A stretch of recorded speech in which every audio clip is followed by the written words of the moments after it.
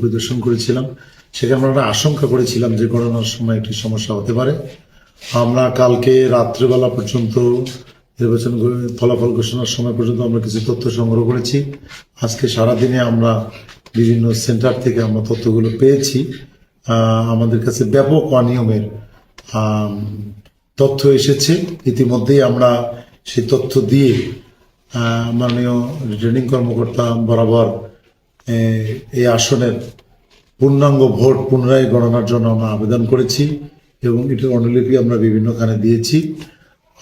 বাকি বিষয়ে আমরা আনুষ্ঠানিকভাবে এখানে ব্যাপক অনিয়মের অভিযোগ আমরা তথ্য পেয়েছি এবং সেগুলো আমরা অভিযোগ আকারে দায়ের করেছি।